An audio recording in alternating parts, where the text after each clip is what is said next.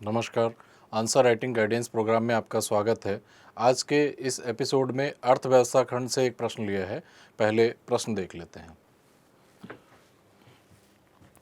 प्रश्न है, वैश्वीकरण से आप क्या समझते हैं? इसको प्रोत्साहित करने के लिए भारत सरकार द्वारा किए गए उपायों का संक्षिप्त वर्णन करते हुए इसमें विश्व व्यापार संगठन की भूमिका का उल्लेख कीजिए। और ये प्रश्न 250 वर्ड्स के लिए है और 15 नंबर के लिए। इस प्रश्न को पढ़ के आप लोग समझ पा रहे होंगे कि इस प्रश्न में 3 भाग हैं। पहला है वैश्वीकरण से आप क्या समझते हैं, वैश्वीकरण के बारे में जानकारी देनी है। प्रश्न का दूसरा भाग है इसको प्रोत्साहित करने के लिए भारत सरकार द्वारा किए गए उपायों का संक्षिप्त वर्णन करते हुए, ये प्रश्न का दूसरा भाग हो गया। और तीसरा भाग है इसमें विश्व व्यापार संगठन की भूमिका का उल्लेख कीजिए, ये तीसरा भाग हो गया। इस प्रश्न के उत्तर के लिए मैंने कुछ कंटेंट लिया है इंडिकेटिव, उसको देख लेते हैं। पहले तो वैश्वीकरण को समझ लेते हैं। वैश्वीकरण या ग्लोबलाइजेशन एक बहुआयामी धारणा है जिसके अंतर्गत विश्व के एक हिस्से से विचारों, पूंजी, वस्तुओं तथा व्यक्तियों के प्रवाह दूसरे हिस्से तक पहुंचता है। यह एक ऐसी प्रक्रिया है जिसका प्रभाव मानव के सामाजिक, आर्थिक तथा राजनीतिक सभी क्षेत्रों में पड़ रहा है। इसमें कौशल, भाषा, सांस्कृतिक प्रथाएं, राजनीतिक विचार, लोगों का पलायन, प्रौद्योगिकी का प्रवाह, व्यापार, श्रमिक व निवेश तक शामिल हैं। यहाँ पर आप लोग वैश्वीकरण की परिभाषा को पढ़ के समझ सकते हैं कि इसमें स्पष्ट किया गया है कि वैश्वीकरण एक बहुआयामी अवधारणा है। इसके सामाजिक, आर्थिक, राजनीतिक प्रभाव हो सकते हैं। लेकिन जो प्रश्न पूछा गया है यहाँ पर, उसमें आर्थिक या अर्थव्यवस्था के संदर्भ में वैश्वीकरण की अवधारणा को समझाना है। इसके लिए भी मैंने एक स्लाइड ली है। अर्थव्यवस्था,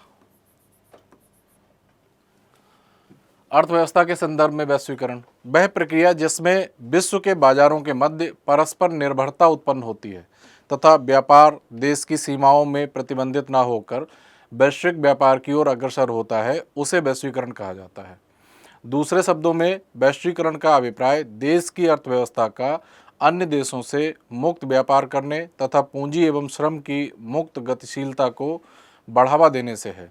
सरल शब्दों में वैश्वीकरण का तात्पर्य अंतर्राष्ट्रीय व्यापार की बाधाओं को हटाने से है ताकि विभिन्न देशों के मध्य वस्तुओं और सेवाओं का मुक्त प्रवाह हो सके। वैश्वीकरण के आयाम, डायमेंशंस क्या क्या हो सकते हैं? व्यापार अवरोधों को कम करके वस्तु व्यापार को बढ़ावा देना, श्रम के निर्विवाद आवागमन से सेवा व्यापार को बढ़ावा देना, पूंजी एवं तकनीक का स्वतंत्र रूप से प्रवाह होना। तो ये अर्थव्यवस्था के संदर्भ में वैश्वीकरण के आयाम हो गए। भारतीय अर्थव्यवस्था का वैश्वीकरण, इसके बारे में थोड़ी सी पृष्ठभूमि की जानकारी मैंने यहाँ पर दी है। वर्ष 1991 में भारत ने वैश्वीकरण के कार्यक्रम को आरंभ कर दिया था। यद्यपि इसके लक्षण 1980 के दशक के आरंभ में किए गए आयात के उदारीकरण, विदेशी पूंजी में कुछ रियायतों के प्रावधान और भारतीय अर्थव्यवस्था के कुछ क्षेत्रों में बहुराष्ट्रीय कंपनियों को प्रवेश देने की अनुमति से ही परिलक्षित होने लगे थे। परंतु आर्थिक सुधारों की नीति के एक अनिवार्य भाग के रूप में जुलाई 1991 के पश्चात भारतीय अर्थव्यवस्था में पूर्ण रूपेण वैश्वीकरण की प्रक्रिया को शुरू किया गया था।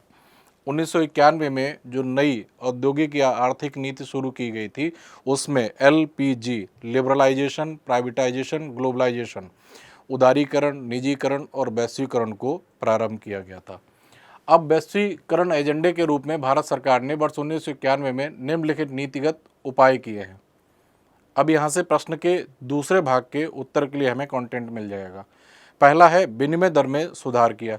स्थायी विनिमय दर का बाजार निर्धारित विनिमय दर में परिवर्तन के माध्यम से भारतीय अर्थव्यवस्था को वैश्विक अर्थव्यवस्था के साथ एकीकृत करने का प्रयास किया गया। गौरतलब है कि आधिकारिक हस्तक्षेप के बिना अंतर्राष्ट्रीय बाजार में विनिमय दर निर्धारित करने की अनुमति देने की इस नीति को मुद्रा की परिवर्तनीयता के रूप में जाना जाता है। तो पहला पॉइंट हो गया विनिमय दर में सुधार, एक्सचेंज। दूसरा है आयात उदारीकरण।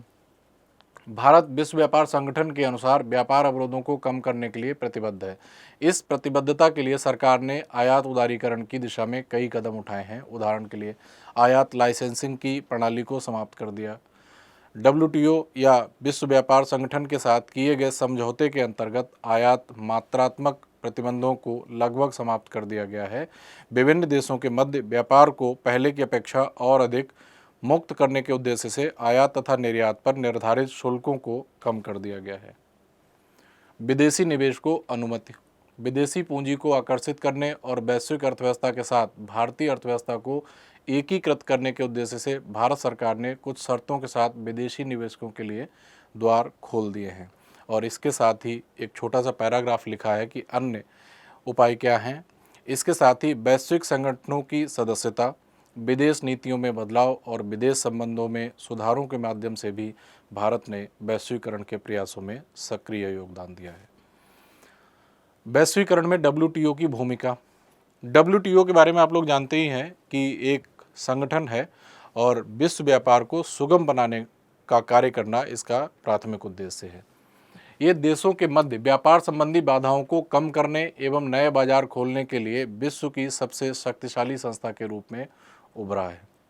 ये वैश्विक आर्थिक नीतियों को बनाने में सामंजस्य स्थापित करने हेतु IMF का मतलब हो गया इंटरनेशनल मॉनेटरी फंड एवं विश्व बैंक के साथ सहयोग करता है। व्यापार संबंधी विवादों को सुलझाने के माध्यम से विश्व व्यापार संगठन को अपने सदस्य देशों के मध्य बातचीत, परामर्श एवं मध्यस्थता के जरिए विश्व शांति तथा द्विपक्षीय संबंधों को बनाए रखने की क्षमता हासिल हुई है। विश्व व्यापार समझौता एवं बहुपक्षीय तथा बहुवचनीय प्लूरिलैटरल समझौतों के कार्यान्वयन, प्रशासन एवं परिचालन हेतु सुविधाएं प्रदान करना, व्यापार एवं प्रशुल्क से संबंधित किसी भी भावी मसले पर सदस्यों के बीच विचार विमर्श हेतु एक मंच के रूप में कार्य करना, विवादों के निपटारे से संबंधित नियमों एवं प्रक्रियाओं को प्रशासित करना, व्यापार नीति समीक्षा प्रक्रिया से संबंधित नियमों एवं प्रावधानों को लागू करना। तो इन सारे उपायों के माध्यम से WTO मुक्त व्यापार को बढ़ावा देता है और वैश्वीकरण की प्रक्रिया को प्रोत्साहन देता है। अब देख लेते हैं कि इस बच्चे ने अपने प्रश्न के उत्तर में क्या लिखा है।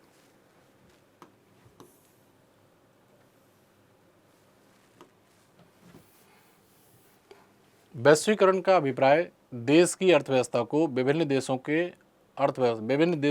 अर्थव्यवस्था से जोड़ना है। यह पारस्परिक आर्थिक निर्भरता एवं आर्थिक एकीकरण को प्रोत्साहित करता है। सामान्य सी बातें लिखी हैं, यहाँ पर इसे स्पेसिफाई कर देना चाहिए था वैश्वीकरण के बारे में लिखते हुए। पूंजी श्रम का आवागमन, मुक्त रूप से व्यापार, आयात निर्यात में जो उदारीकरण होता है, उन सब चीज़ों के बारे में इसे लिख के स्पेसिफाई करना चाहिए था वैश्वीकरण के बारे में। ये जो वैश्वीकरण को परिभाषित किया गया है, बातें तो ठीक लिखी हैं लेकिन ये सामान्य लिखी हैं, ये बहुत अच्छी परिभाषा नहीं कही जाएगी।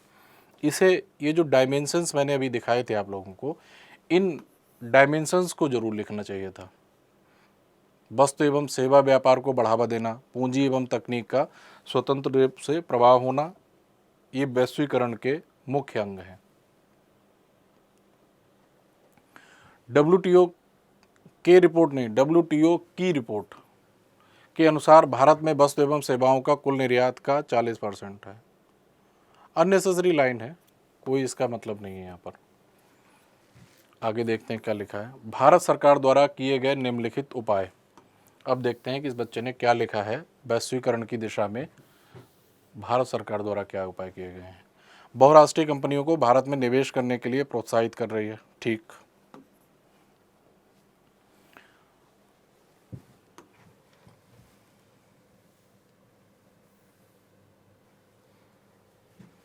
नई तकनीक को बढ़ावा दे रही है जिससे वैश्वीकरण को बढ़ावा मिले।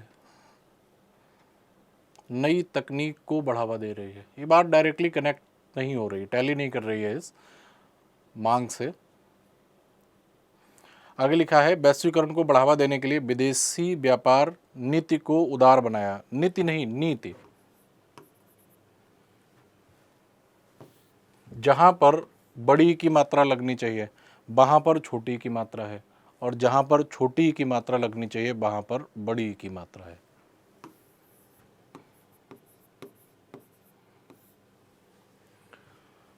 वैश्वीकरण को बढ़ावा देने के लिए विदेश व्यापार नीति को उदार बनाया गया। ठीक है। आयात एवं निर्यात पर लगी रुकावटों को कम किया गया। ठीक। विदेशी निवेश के लिए नहीं, के लिए इक्विटी सीमा में वृद्धि। ठीक।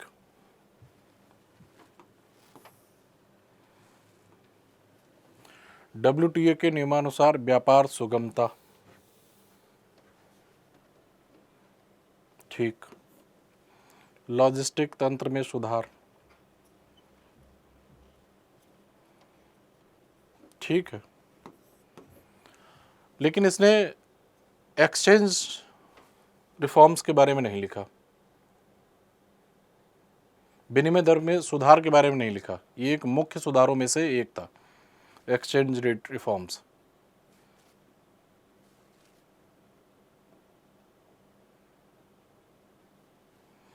आगे देखते हैं क्या लिखा है। WTO की भूमिका के बारे में क्या लिखा है।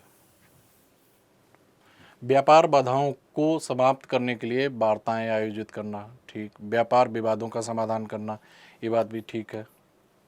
तकनीकी सहायता और प्रशिक्षण प्रदान करना। व्यापार नीतियों की निगरानी एवं समीक्षा करना। वस्तुओं व सेवाओं के स्वतंत्र व्यापार को बढ़ावा देना। ठीक है।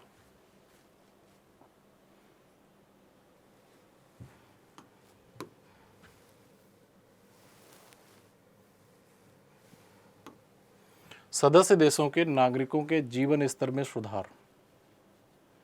डायरेक्टली तो कनेक्ट नहीं होता है पॉइंट, लेकिन इनडायरेक्टली कनेक्ट होता है, क्योंकि जो वैश्वीकरण की प्रक्रिया है उसमें ऐसा देखा गया है कि जो शिक्षित लोग हैं या जो अधिक उन्नत जीवन स्तर जी रहे हैं, वैश्वीकरण में वो लोग ज़्यादा भाग ले रहे हैं। तो ये पॉइंट डायरेक्टली कनेक्ट तो नहीं हो रहा है, लेकिन इनडायरेक्टली कनेक्ट हो रहा है कि जिन लोगों का जीवन स्तर ज़्यादा उन्नत होगा, वैश्वीकरण की प्रक्रिया में उनकी सहभागिता अधिक होगी।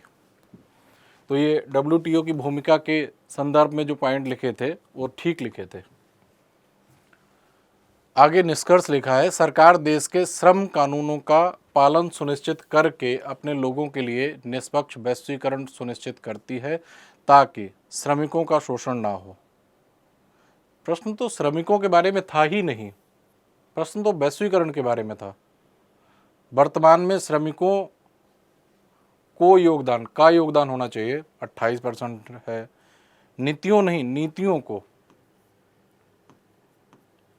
नीतियों को न केवल अमीर और शक्तिशाली बल्कि देश के सभी लोगों के हितों की रक्षा करनी चाहिए। अननेसेसरी वर्ड्स जो प्रश्न की मांग के अनुरूप हैं ही नहीं। अब देखते हैं कि इस बच्चे को मार्क्स कितने मिलने चाहिए।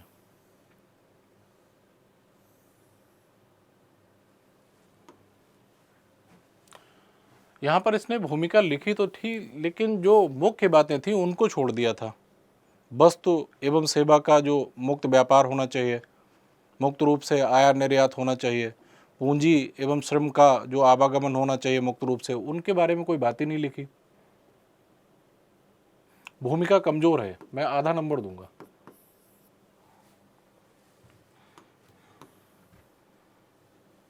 भारत सरकार द्वारा जो प्रयास किए गए थे उन्हें लिखने के क्रम में इसने बाकी तो सारी बातें ठीक लिखी दी थी, बस एक जो मुख्य बात थी एक्सचेंज रिफॉर्म के बारे में, रुपए की परिवर्तनीयता के बारे में, वो इसने छोड़ दी थी, जबकि एक मुख्य बात थी।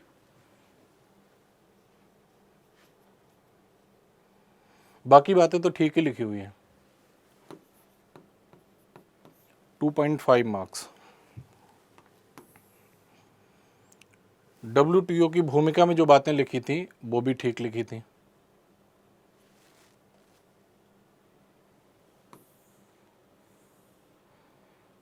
WTO की भूमिका के लिए भी 2.5 मार्क्स। निष्कर्ष के लिए एक भी मार्क्स नहीं, क्योंकि आप लोग पढ़ के देखिए, फिर से पढ़ते हैं निष्कर्ष को। पहले प्रश्न देख लीजिए।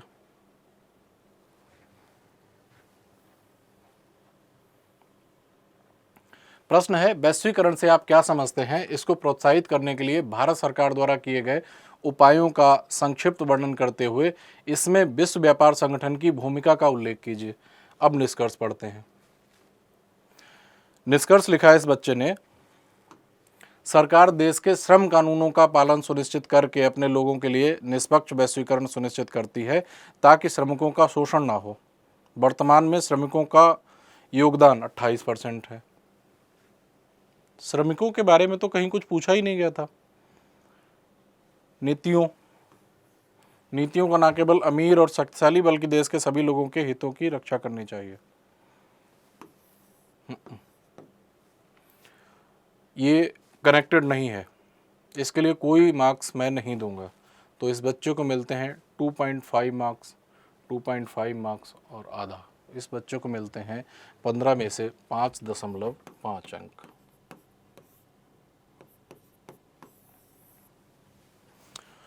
और इस बच्चे को मैं पहली सलाह दूंगा कि जहाँ पर ये मात्रात्मक गलतियाँ कर रहा है, कि जैसे जहाँ छोटी की मात्रा की ज़रूरत है वहाँ बड़ी की मात्रा लगा रहा है, और जहाँ पर बड़ी की मात्रा की ज़रूरत है वहाँ छोटी की मात्रा लगा रहा है, तो ऐसी स्पेलिंग की एरर्स को कम करे।